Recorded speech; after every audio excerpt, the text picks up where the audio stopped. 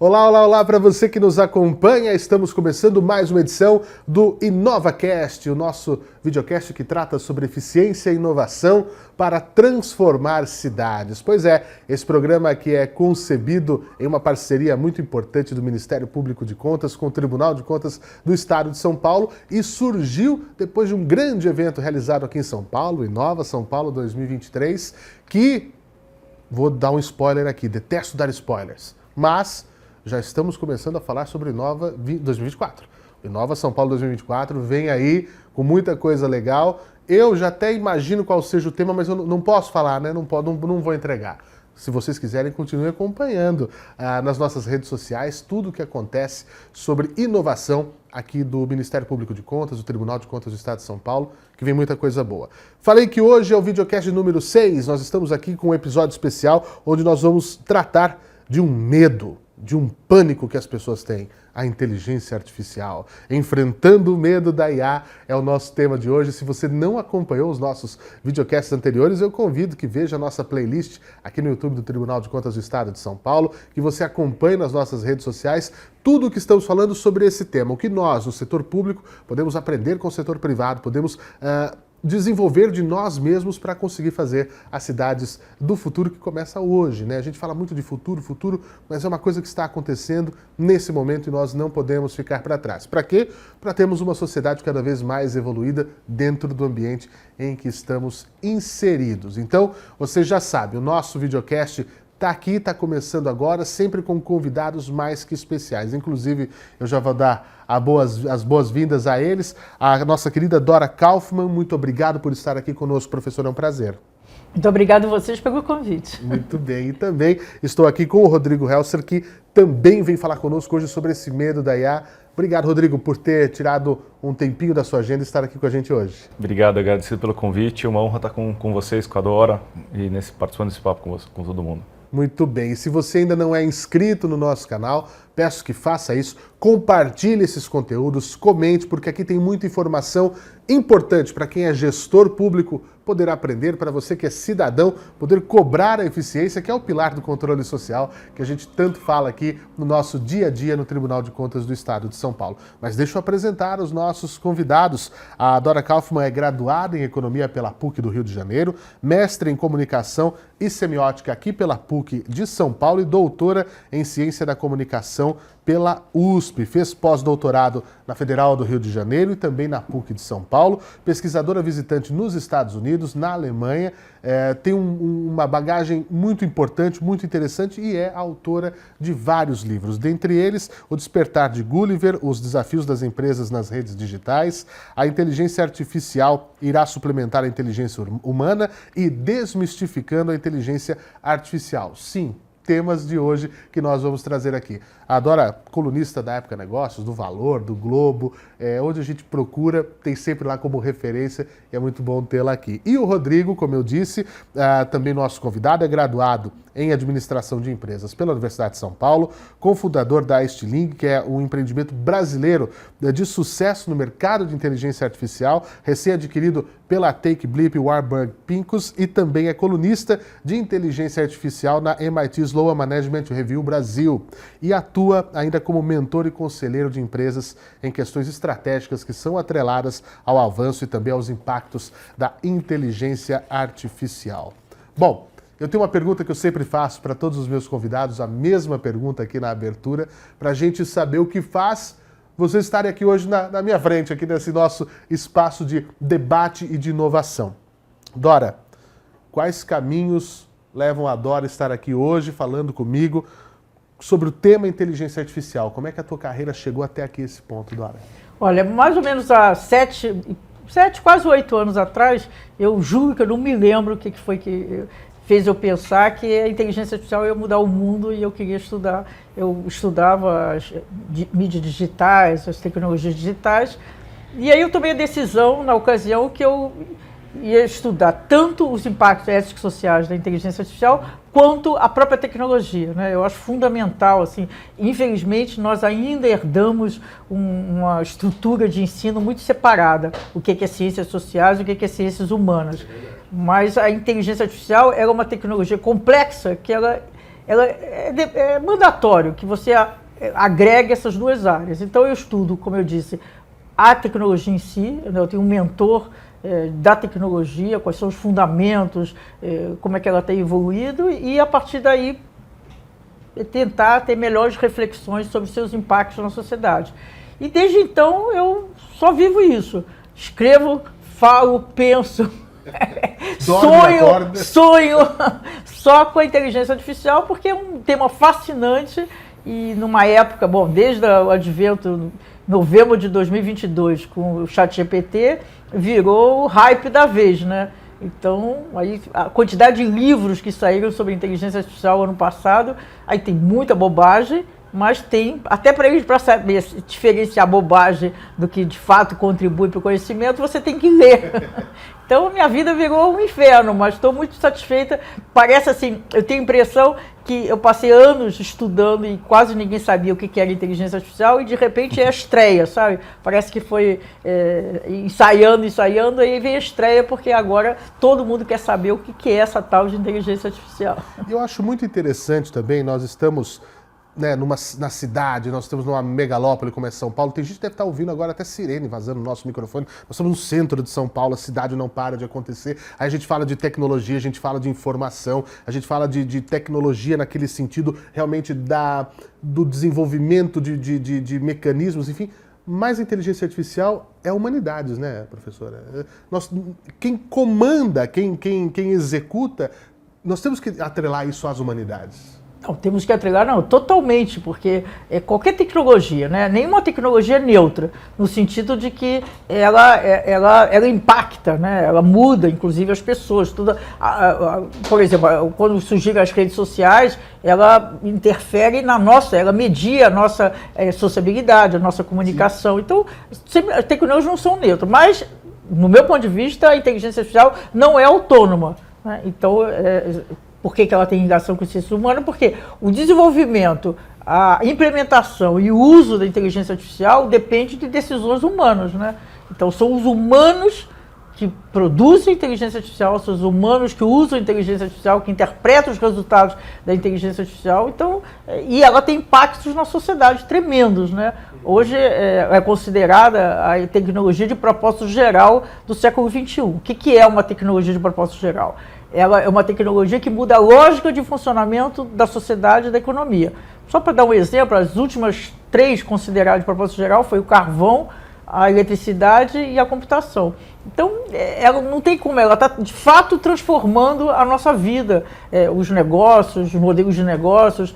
Então, eu acho que, assim, para mim, todo cidadão do século XXI tem que ter uma certa familiaridade com essa tecnologia. Então, estamos impregnados dela na nossa vida, no cotidiano, muito antes do ChatGPT que tornou popular.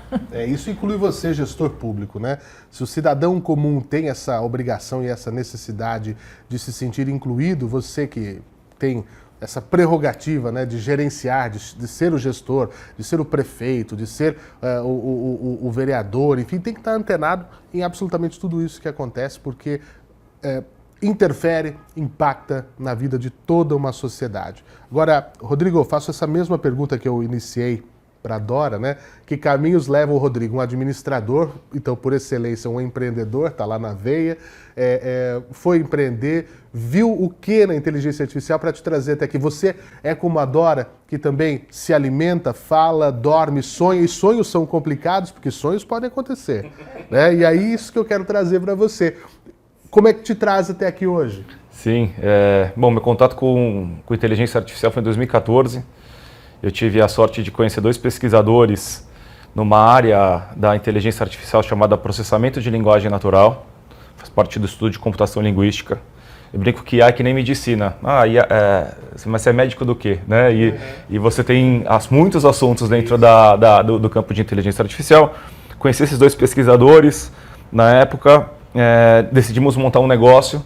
Quando não se falava em AI, em IA, se falava em Big Data, era a palavra da moda na época, era trabalhar com muitos dados. E eu descobri essa área da computação linguística que lidava com textos, e resumia textos, classificava textos, dizia se os textos eram positivos ou negativos, extrai conhecimento de textos e que veio a ser uma das áreas fundamentais do que hoje a gente chama de AI generativa, inteligência artificial generativa e chat GPTs e etc. Né? E naquela época se falava muito pouco, a gente construiu esse negócio em cima dessa tecnologia chamada Stiling, desenvolvemos o processamento da linguagem natural para o nosso português.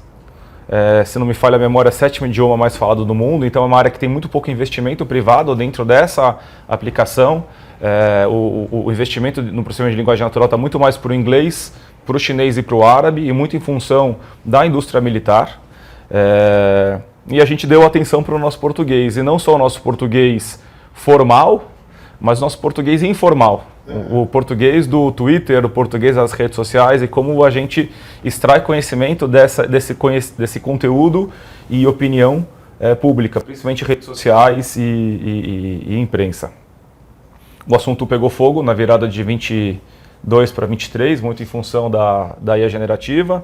É muito bom, porque é uma área que já há um tempo, assim como a Dora, acho que tem conversas importantes para a gente ter nessa discussão, antes inclusive de 2022, o impacto dessa tecnologia, inclusive em desinformação, em questões importantes sociais. E foi assim que eu cheguei nesse assunto. Construí essa empresa, Stiling, com essa tecnologia, estudo hoje muito o assunto. E estou muito feliz que agora existe um interesse internacional em entender de fato que bicho é esse e poder desmistificar. Eu sigo muito a escola da Dora, de que ela não vai acabar com o mundo, não é um alien, como alguns pesquisadores inclusive falam, e que nada mais é do que, talvez até no próprio nome não deveria nem ter se chamado inteligência artificial, deveria ser inteligência aumentada. É uma escola mais talvez otimista aqui e realista em relação ao que essa tecnologia tem a possibilidade de fazer. Posso falar? Claro. Essa observação final do Rodrigo, eu acho que é só ressaltar. Às vezes a gente pensa assim, que uma das confusões tem a ver com o nome, né?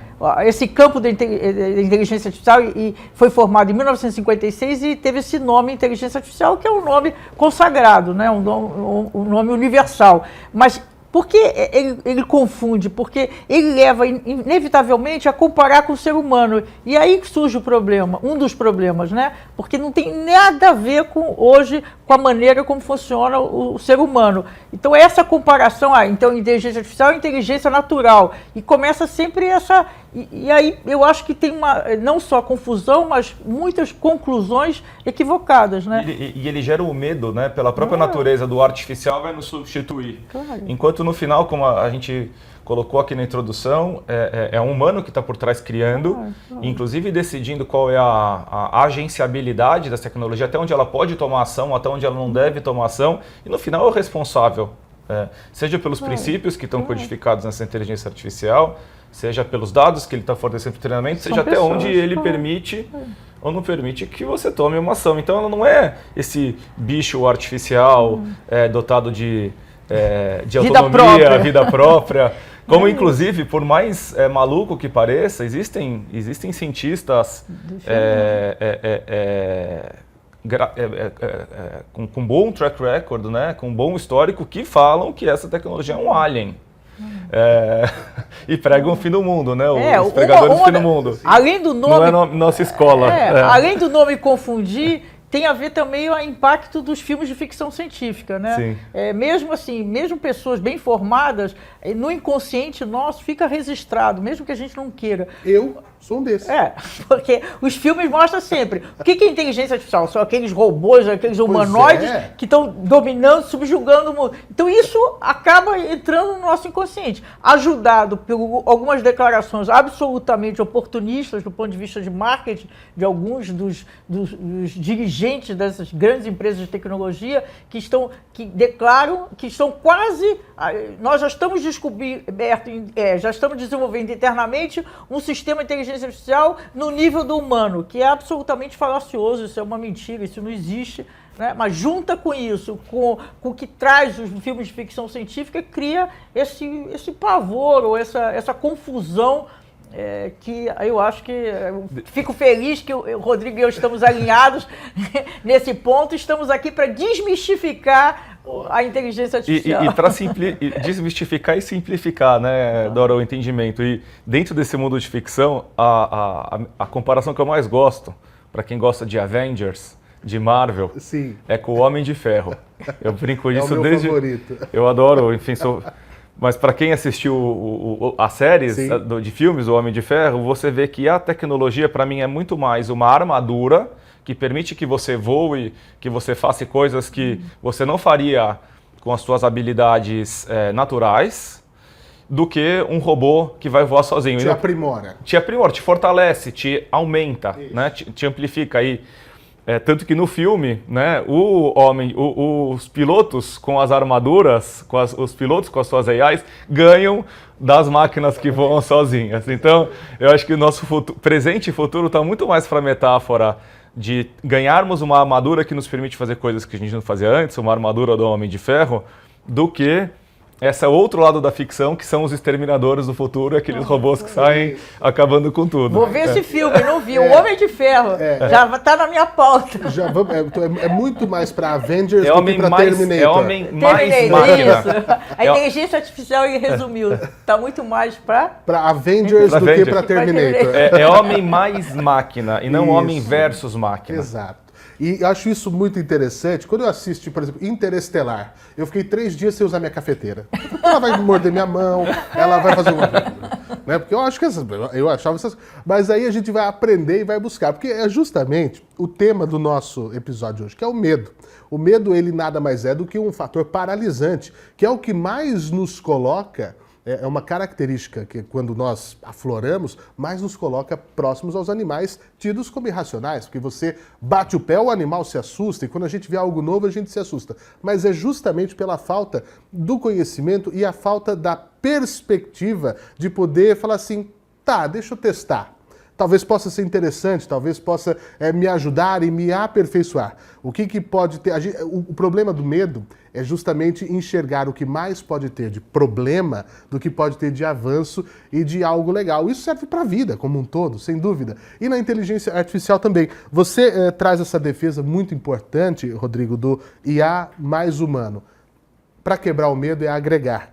É você não se colocar contra, é você colocar ao lado. Ao lado de é muito melhor do que contra alguém, contra algo, né? Então, eu queria que você desse alguns exemplos para a gente de áreas, de tarefas que já estão sendo beneficiadas pela IA e outras que, num futuro próximo, quando eu falo que o futuro já está acontecendo, já podem contar com o apoio, suporte, aperfeiçoamento dessa tecnologia, e não dentro de um ringue, de um octógono, né?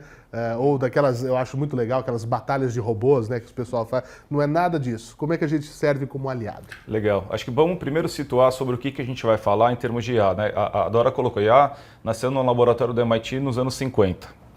O que faz a gente conversar muito mais sobre IA hoje do que antes é o tal da IA generativa, que ela traz algumas características que lembram, que até na prática trazem resultados mais inteligentes, se a gente puder usar não sei se é correto usar essa palavra, adequado, mas enfim, coloquialmente é melhor, fica mais fácil de entender. Então, de 2023 para cá, a gente está falando de um ano de laboratorial, de estudos e de criação de entregas práticas dessa tecnologia. A gente tem só um ano de mercado dessa tecnologia. O que a gente aprendeu dentro desse um ano? Então, vou falar muito mais desse último ano do que o que está sendo desenvolvido em inteligência artificial nos últimos 20, que eu acho que é essa grande mudança, né? A gente percebe, acho que a gente pode olhar pela ótica de profissões, a gente pode olhar pela ótica de áreas, tem vários jeitos de olhar para isso. Pela ótica de áreas, onde a gente vê que essa tecnologia está trazendo ganhos reais. Começa pela própria parte de desenvolvimento de software e programação. Hoje um desenvolvedor, com o uso dessa tecnologia, como copilota, ele consegue desenvolver muito mais rápido. Conversando com desenvolvedores que estão lá com a mão na massa, usando essa tecnologia, os feedbacks que a gente recebe que ele está ganhando de 50 a 5 vezes a eficiência e eficácia que ele tinha antes, sem essa tecnologia. Então é um ganho bastante substancial e que faz com que um produto que antes levava 12 meses para nascer, ele vai nascer muito mais rápido. Que ele faz com que uma demanda de profissionais que até então ela é insuficiente, a oferta de profissionais é insuficiente para a demanda do mercado, isso torne, né, mais acessível. Então, parte de software, desenvolvimento de software é uma área que, sem dúvida, já tem casos reais.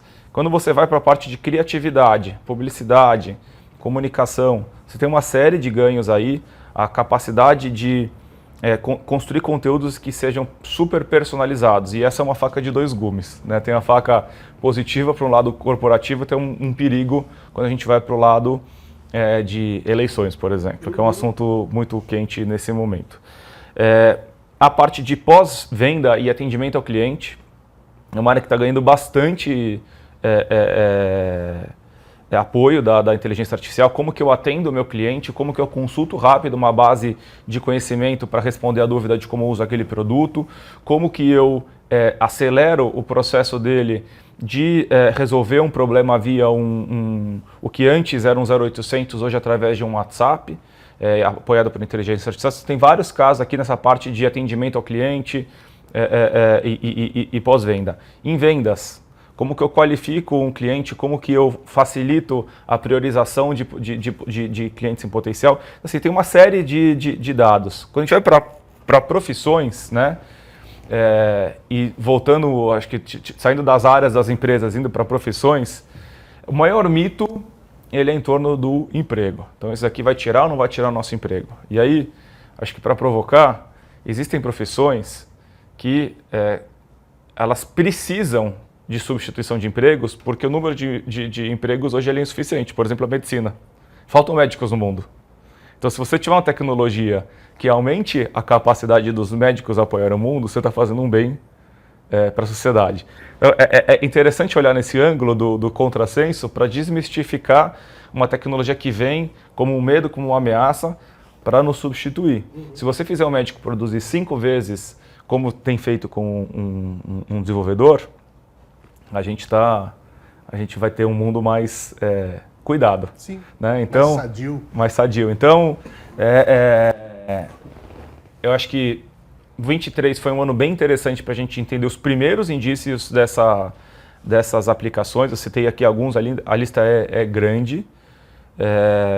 E agora, 24, é quando começam realmente a nascer os produtos que foram criados ao longo de 23 com aplicação dessa tecnologia. Então, a gente deve ter uma explosão de aplicação muito mais forte do que aconteceu em 24, do que estava sendo cozinhado no forno com uma tecnologia que está disponível há apenas um ano para a gente. Uhum.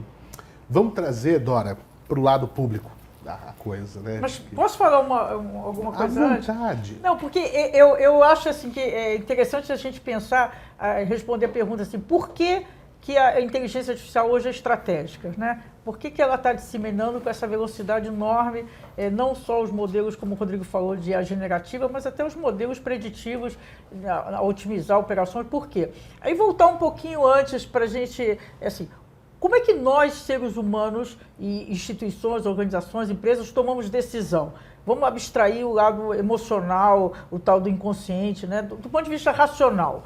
O que a gente busca quando a gente vai tomar uma decisão? A gente busca informação, né? Sempre foi assim. Quanto mais importante a decisão, mais informação a gente busca. Qual é o novo? Esse processo é um processo tradicional da maneira como a gente funciona e também, pelo menos há 30 anos no mínimo, tem uma série de modelos estatísticos de previsão com base em informação. Qual é o novo? O novo é a sociedade hiperconectada. É o fato de que hoje parte assim, significativa da nossa sociabilidade, comunicação se dá ou por dispositivos digitais ou ambiente digital. Então nós estamos gerando novos dados todo o tempo. Então nós temos um conjunto extraordinário de dados, que é o que se chama Big Data. Olha, se eu sempre tomei decisão a partir de informação, de extrair informações úteis de conjunto de dados, se hoje eu tenho um conjunto extraordinário de dados, qual é o primeiro pensamento assim, intuitivo? É que eu tenho mais capacidade de tomar decisões melhores, né? Aí que entra. Então, aí eu preciso, porque se eu tivesse conjunto extraordinário de dados e que não tiver uma técnica que permite extrair informações úteis, lidar com esse conjunto grande de dados, ele não me serve para nada. E aí que entra a inteligência artificial. A técnica, existe uma técnica que permeia praticamente todos os usos hoje na sociedade, que chama-se rede de negócios profundas, é o nome dessa técnica. E ela é um modelo estatístico de probabilidade. Então, ela é o único modelo estatístico de probabilidade hoje capaz de lidar com esse grande volume de dados.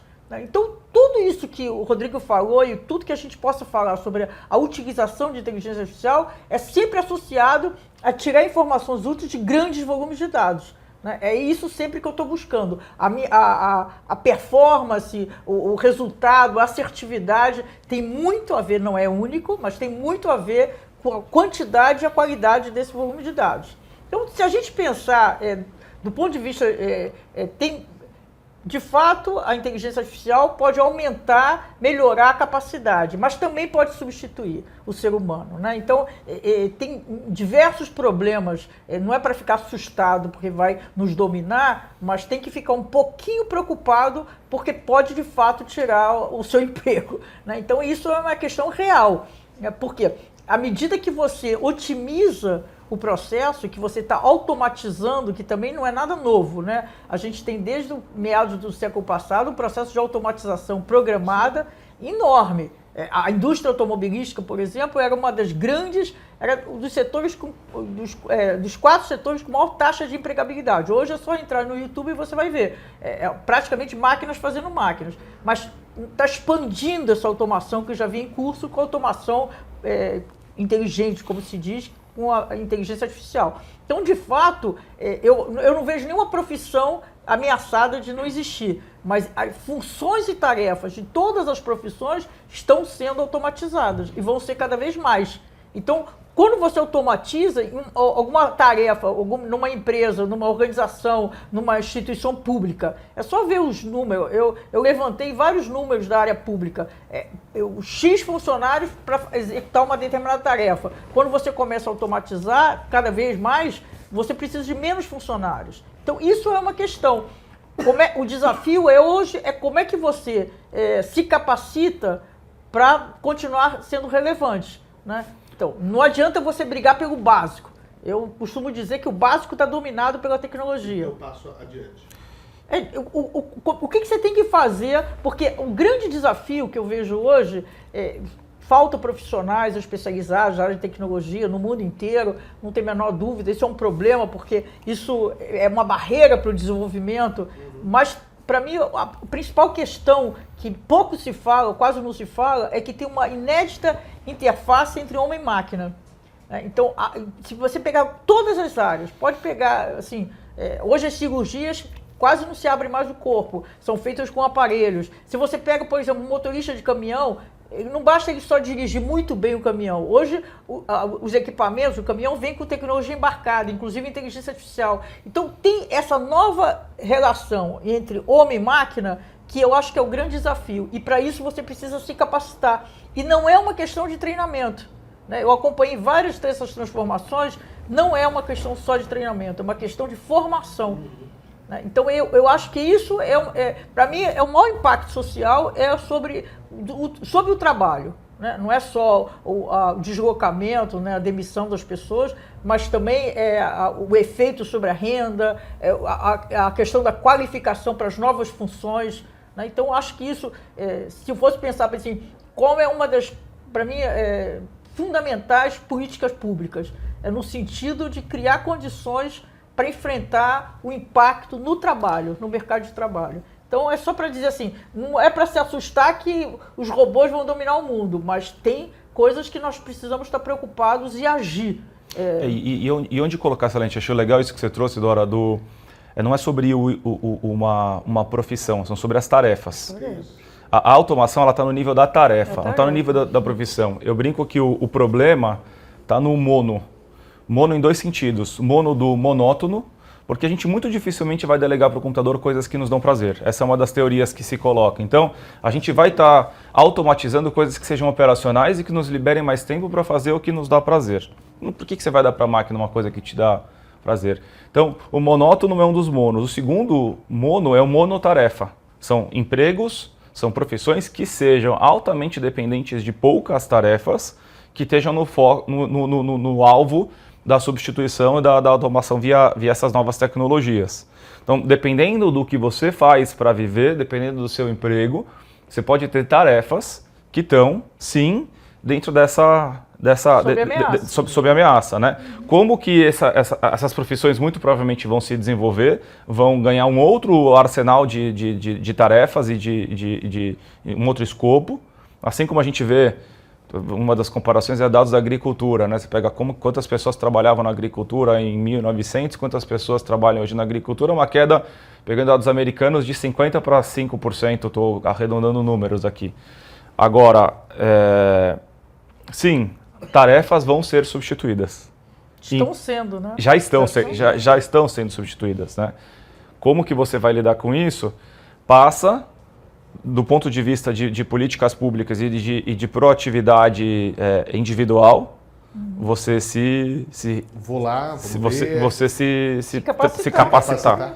E aqui é onde mais me preocupa do ponto de vista social. O gap está na educação. A gente já tem uma discussão importante no Brasil sobre educação. A gente já tem uma discussão importante no Brasil sobre educação. Está entrando mais um componente aqui agora, que é como que você vai lidar com essa nova realidade de tecnologia. Mas isso é importante, mas é a pergunta que fica aí, quando a gente não sabe o que fazer? Aí não dá para bater o desespero. Aí a gente chama os universitários, os especialistas. Sabe que tem uma, tô brincando, né? Sabe que tem uma grande vantagem, tem muitas desvantagens hoje, né? Inclusive a velocidade de transformação, a complexidade e tudo, mas tem uma vantagem. A vantagem é que as informações estão disponíveis, né? As informações, tem cursos, tem, como essa iniciativa que vocês estão tendo, tem inúmeras lives, inúmeros podcasts, tem muita coisa. Se você tiver iniciativa, você consegue. Tem cursos, inclusive bons cursos gratuitos.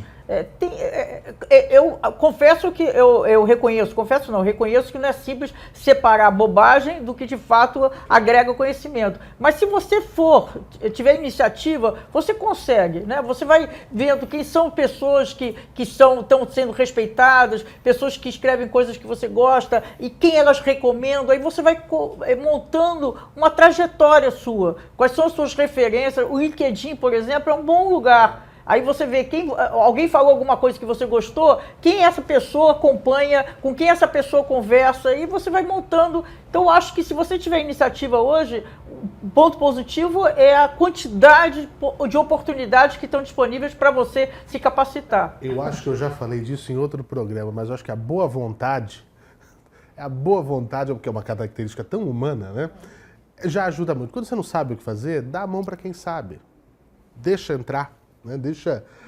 Se alie, se associe, acho que isso já ajuda sobremaneira nas decisões e para começar a conhecer e ver. E aí sim, tem lunáticos, tem uma série de coisas, mas também tem coisa boa e essa curadoria você aprende a fazer com o tempo. Agora, falando do setor público, falando desse, eu adoro esse termo, que é o nosso métier aqui no Tribunal de Contas, aqui no Ministério Público de Contas, quando a gente fala, né, inteligência artificial, cidades inteligentes, nós discutimos muito isso ao longo do tempo, dois temas muito recorrentes quando a gente fala da transformação das cidades, do futuro das cidades.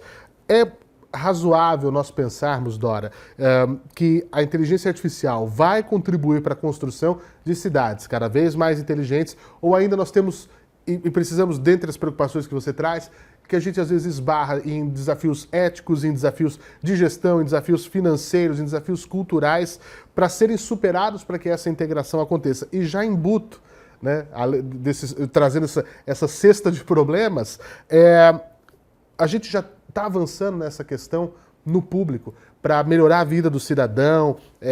Você até escreveu um artigo, um texto chamado Inteligência Artificial em Prol dos Cidadãos, da digitalização dos serviços à governança de dados, né? 1921.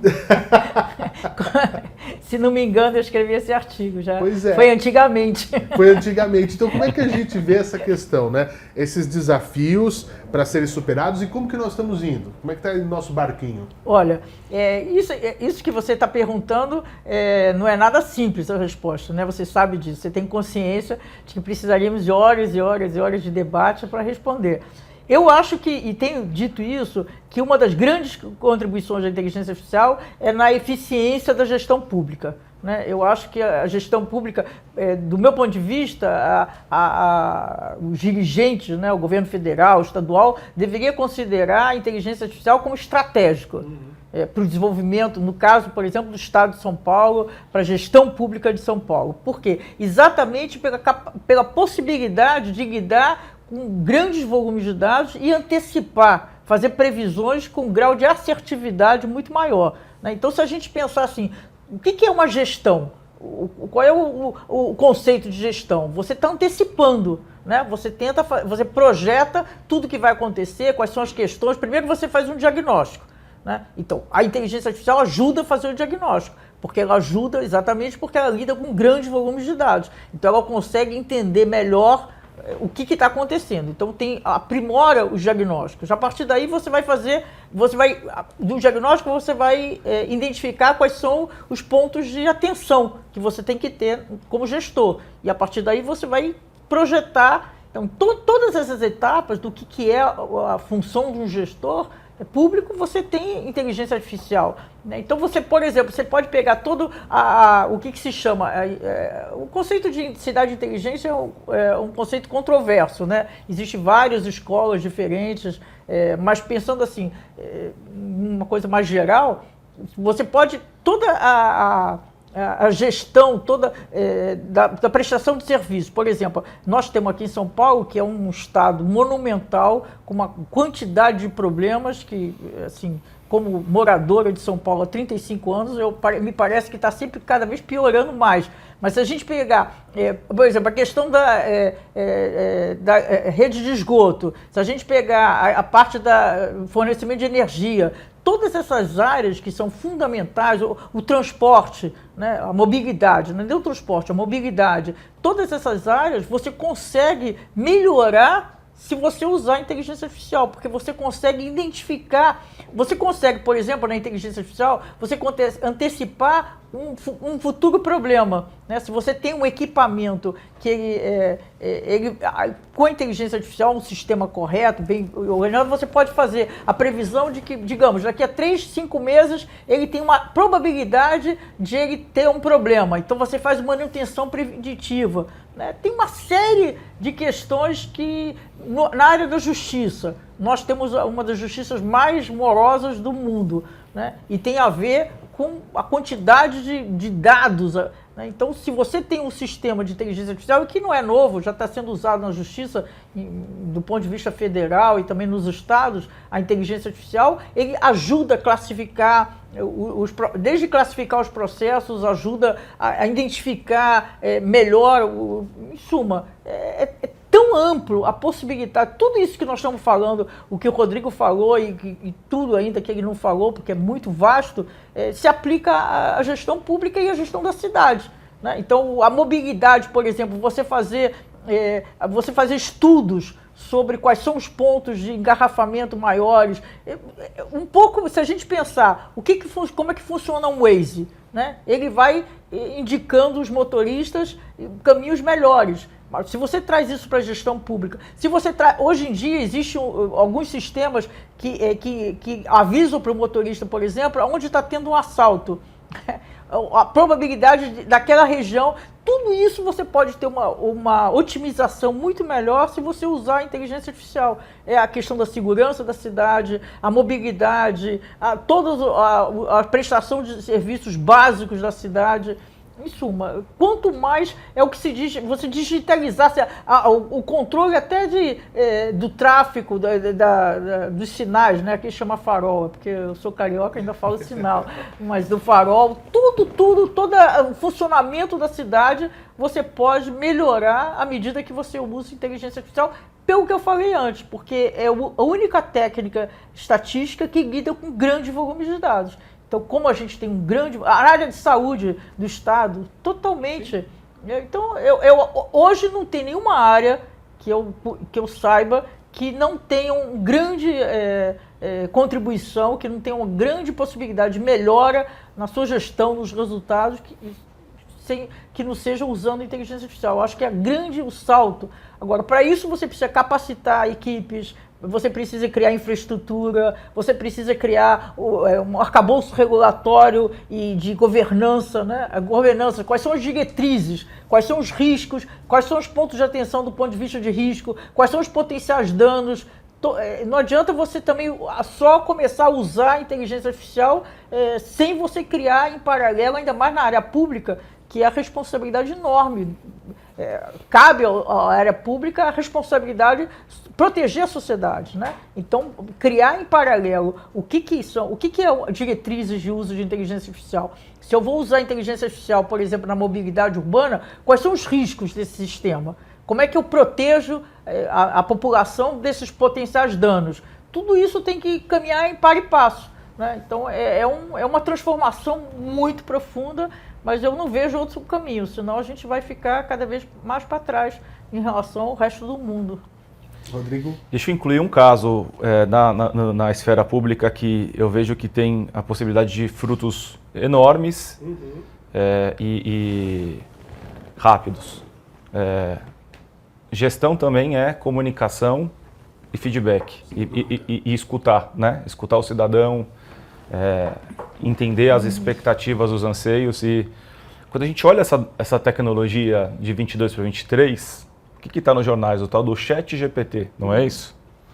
A gente fala muito da parte do GPT e fala muito pouco do chat. É essa área que eu mais tenho, inclusive, trabalhado nesse âmbito de AI, que é como essa tecnologia ela está mudando a nossa forma de conversar e de escalar conversas. Então, se tem uma aplicação hoje na esfera pública que pode trazer muitos ganhos em como você conversa melhor e como você escuta melhor nessa relação órgão público e cidadão. Você consegue, vou dar aqui exemplos bem práticos, você consegue hoje se comunicar em larga escala, com mensagens super personalizadas para cada audiência público específico, grupos de cidadãos. Você consegue tirar dúvidas numa escala que você antes não conseguia tirar. Você consegue resolver problemas através de canais conversacionais, que por outros canais como e-mail, telefone, ida direto a um poupa-tempo, você antes não conseguiria resolver. E a tecnologia ela nunca esteve preparada para escalar e potencializar essa interação órgão público e cidadão. Então, acho que junto com, quando a gente fala da esfera pública, é legal para o público que está escutando, olhar não só a adoção de inteligência artificial, mas também a adoção de canais conversacionais. E quando eu falo canais conversacionais, no Brasil principalmente é o WhatsApp, sim. Um pouco de redes sociais, da mensagem direta de um perfil de Instagram ou Facebook, e um chat dentro de um website do próprio órgão. Esses canais conversacionais, sendo que no Brasil é um dos países do mundo onde mais se utiliza o WhatsApp. Você tem 99% da população que tem celular usa o WhatsApp, é absurdo. Vejo que são duas coisas que andam juntas, a adoção de AI, em várias aplicações como a Dora trouxe, mas na parte de comunicação, ela vem junto com a adoção de atendimento, suporte, ouvidoria por canais conversacionais. Sim. Empoderando esses atendentes, na brincadeira que a gente falou, dando armaduras de homem de ferro para esses atendentes conseguirem lidar com muito mais cidadãos e resolver muito mais problemas da população. E aí eu posso complementar, eu acho perfeito, super positivo o que o Rodrigo levantou, e aí nessa interação toda entre todos esses canais que ele citou, entre a gestão pública e o cidadão, o que vai estar gerando dados? Então esses dados vão permitir a gestão pública conhecer quais são as necessidades do cidadão, quais são as dores, né, como se diz, do cidadão. E aí isso é fundamental para qualquer programa do gestor, né, o Estado, qualquer órgão do governo que vai criar um programa, ele precisa conhecer quais são as questões. Ouvir e falar. Conversar, sobre ouvir. Conversando a gente se entende, que é o que a gente está fazendo aqui hoje. Então, quanto mais canais de interação tiver com a população, mais dados ele vai estar captando da população, melhor ele vai entender o cidadão local. Então isso também tem esse desdobramento desses canais, não só uma prestação de serviço mais eficiente, como o Rodrigo falou, mas também a base de dados que vai sendo criada, que com essa base de dados Você usando inteligência artificial, você melhora também a sua gestão. E um dos motivos de diversos órgãos não adotarem esses canais conversacionais é porque existia um receio de como que a partir do momento que você abre esse canal, você vai lidar com o volume de solicitações e conversas que acontece lá. Essa tecnologia de 2223, ela dá um turbo nisso.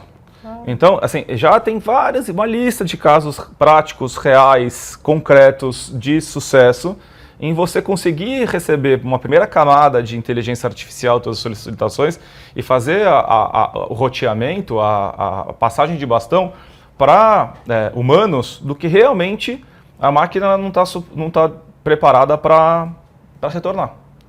Olha, o que se diz em geral, assim, não tem uma estatística precisa, mas uma pesquisa, mas em geral, a tendência é que 90% das solicitações, das perguntas, são padrões, né? Elas se repetem. Em qualquer que seja a consulta, qualquer que seja a situação. E o que é essa técnica, redes neurais profundas, o que ela faz? Ela justamente identifica padrões. Então, tudo que é padronizável, se é que existe essa palavra, ela resolve. Então, ela pode responder muito bem, digamos, 90%. Né? Então, os 10% que são mais complexos, cabem às pessoas. Então, você aumenta a eficiência dessa interação órgão público, gestor público e o cidadão de uma maneira incrível. Número de pessoas atendidas, tempo de resolutividade. Você não gasta tempo com coisas que são já meio parametrizadas. Tem mais uma coisa interessante, é uma interação assíncrona. O que significa ser assíncrona? Você não precisa ligar no telefone e ficar esperando meia hora, e se de repente a chaleira do chá que você estava fazendo, ela começou a ferver, você tem que desligar e você não sabe mais o que você faz. Não, você pode cada um ir respondendo e interagindo no seu momento. Isso. Pode ser síncrona pelo WhatsApp, você pode conversar as duas pessoas ao mesmo tempo, mas você pode começar uma conversa e assistir a novela das 8 e depois voltar.